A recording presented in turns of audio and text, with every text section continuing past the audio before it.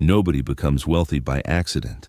And I know that sounds like something you have heard before, something that gets printed on motivational posters and repeated in self-help books until the words lose all their meaning. But stay with me here, because the point I want to make is not about hustle or grinding or waking up at 5 in the morning. The point is much more specific and much more uncomfortable than that. The gap between people who build lasting wealth and people who stay financially stuck is not primarily about income. It is not primarily about opportunity. Research in behavioral psychology returns to the same conclusion over and over again, and that conclusion is that the gap is behavioral. It is a collection of daily habits and unconscious patterns that either compound in your favor or quietly drain everything you are trying to build. What I want to do today is walk through 15 specific habits that wealthy people have learned, often through painful experience, to eliminate from their lives, not because they read a list somewhere and decided to be more disciplined, but because at some point they genuinely understood at a deep psychological level what these habits were actually costing them.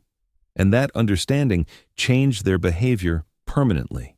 That is the difference between forced discipline and genuine transformation. One lasts and one does not. So let us get into this. The first habit is spending money to feel better in the moment. This one is so common and so normalized that most people do not even recognize it as a financial behavior. They recognize it as just living their life. But what is actually happening when you buy something you did not plan for after a hard day? When you upgrade something that was working fine because you feel frustrated with where you are, when you treat yourself as a response to stress, is that you are using money as an emotional regulation tool. And wealthy people have largely learned to stop doing this, not because they are emotionally cold or ascetic, but because they have developed other ways to process difficult feelings that do not cost them their future. They understand that retail therapy is real therapy for the moment and a real tax on your wealth over time. The psychological work here is developing emotional awareness, learning to name what you are actually feeling before you reach for your wallet. The second habit is thinking and talking about price instead of value. People who stay stuck financially are often obsessed with getting things cheap. They will drive across town to save $4. They will buy the lowest cost option regardless of how long it lasts or how well it serves them. They will underinvest in tools, education, and relationships because the upfront number feels too high. Wealthy people think differently. They ask what something is worth relative to what it costs, and those are completely different questions. A book that costs $20 and shifts the way you think about money is not a $20 purchase. A cheap pair of shoes you replace 3 times a year is not a bargain. This shift from price thinking to value thinking sounds simple, but it requires a fundamental reorientation of how you relate to spending, and most people never make it. The third habit is keeping financial decisions invisible.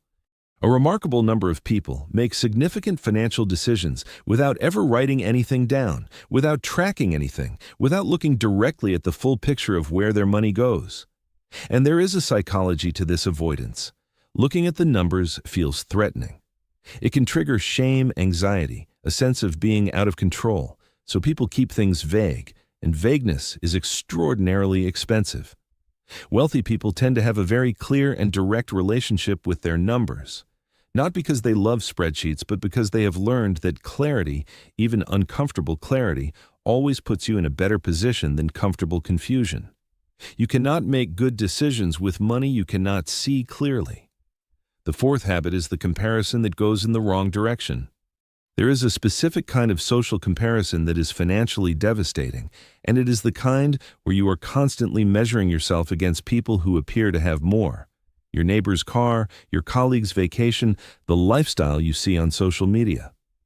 This kind of comparison creates a chronic low-level feeling of not enough that drives spending designed to close a gap that does not actually exist or that cannot be closed through spending. Wealthy people are not immune to comparison, but they have largely redirected it. They compare themselves to their past selves. They measure their own progress. And when they do look outward, they tend to look at people they can learn from rather than people whose lifestyle they feel pressure to match. The fifth habit is tolerating financial relationships that cost them. This one cuts deep because it involves people, and people are not a category most of us are comfortable being ruthlessly honest about. But financial relationships, whether with a business partner, a family member, or a friend whose spending patterns consistently pull you backward, are a real and significant factor in your financial trajectory. Wealthy people have generally learned to be honest about the cost of certain relationships and to set limits that protect their financial reality without necessarily ending the relationship entirely. This requires a level of emotional courage that most people find very difficult. It is much easier to just keep absorbing the cost and resenting it quietly. The sixth habit is confusing movement with progress. This one is subtle, and it hits hardest for people who would describe themselves as hard workers. Being busy is not the same as being productive. Making money is not the same as building wealth. A lot of people are in constant financial motion, working, earning, spending, managing emergencies, hustling for more. And yet their net worth is essentially flat year after year. Wealthy people have developed the ability to step back and evaluate whether their activity is actually moving them forward or just keeping them running in place. They ask harder questions about where their time and energy is actually going and whether those inputs are aligned with the financial outcomes they are trying to create. The seventh habit is letting emotions drive financial timing. Buying investments when everything feels exciting and selling when everything feels terrifying, making major financial decisions during emotional highs or lows, acting impulsively when fear or excitement peaks. This is one of the most well-documented patterns in behavioral finance, and it costs ordinary investors an extraordinary amount over time. Research shows that the average investor earns significantly less than the market returns precisely because of emotionally driven timing decisions. Wealthy people are not emotionally flat, but they have learned, often painfully, to create distance between their emotional state and their financial decisions. They build systems, waiting periods, rules they have agreed to follow in advance, specifically to protect themselves from their own emotional reactions.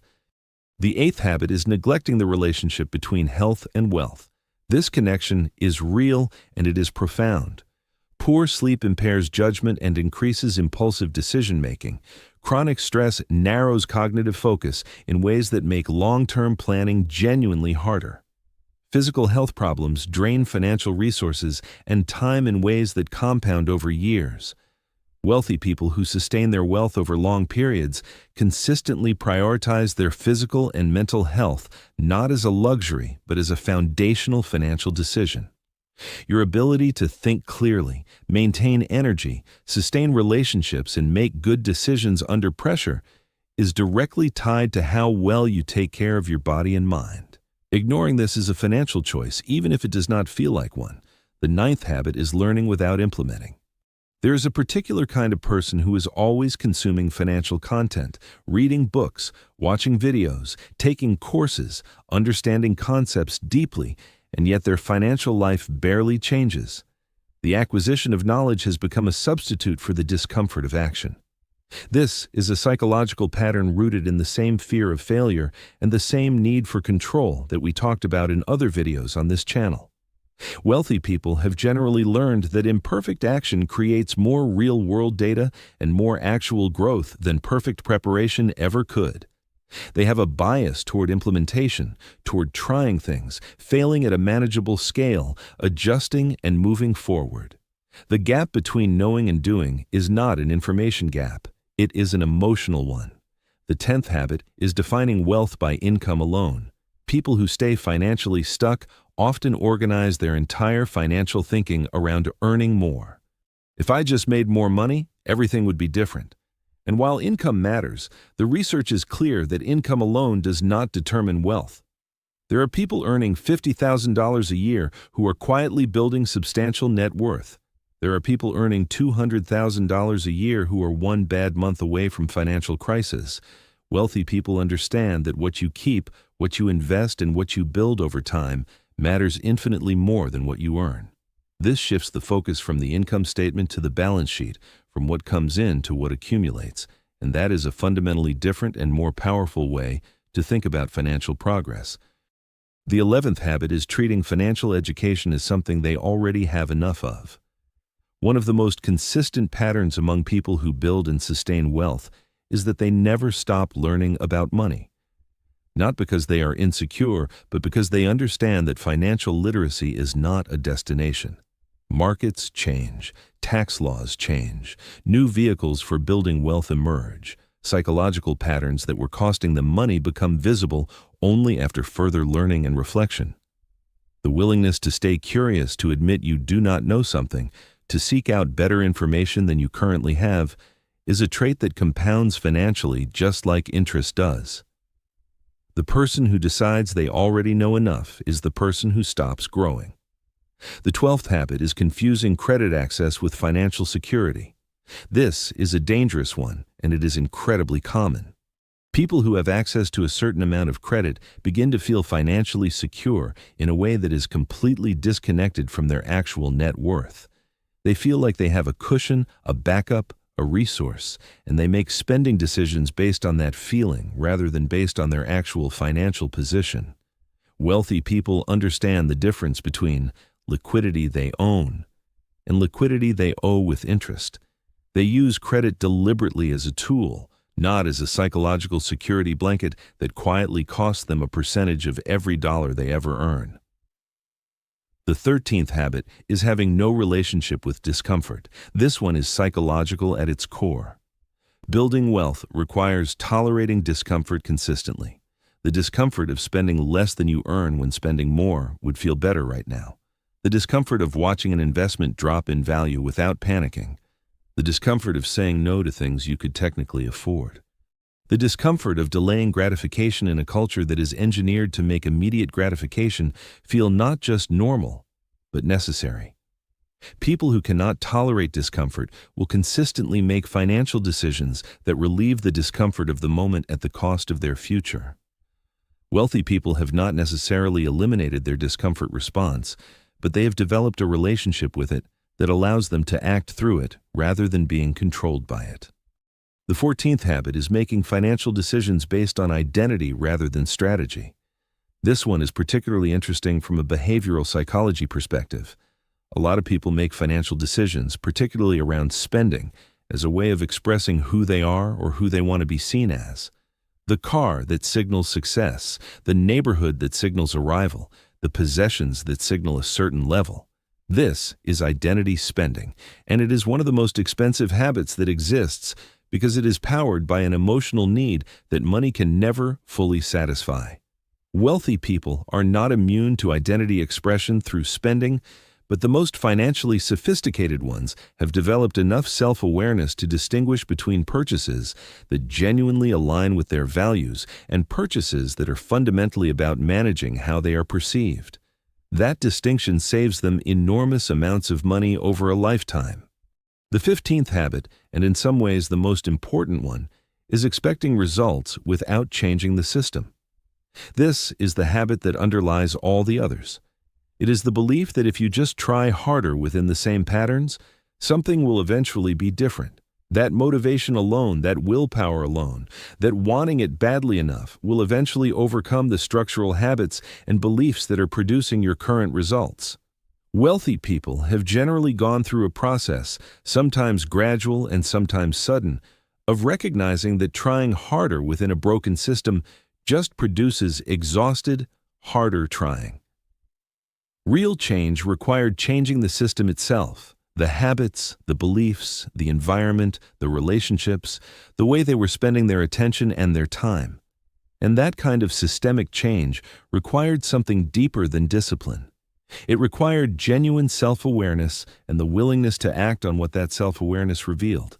Here is what connects all 15 of these habits. They are not random failures of character. They are predictable outcomes of specific psychological patterns, patterns that can be understood, examined, and changed. The wealthy people who have moved past these habits did not do it by becoming different kinds of humans. They did it by developing a clearer understanding of their own psychology and using that understanding to make different choices. That is exactly the work this channel exists to support. Not just telling you what to do differently, but helping you understand why you do what you do in the first place, because that is the only level at which lasting change actually lives. None of this happens all at once. You will not fix 15 habits in a week or a month, but you can start with one.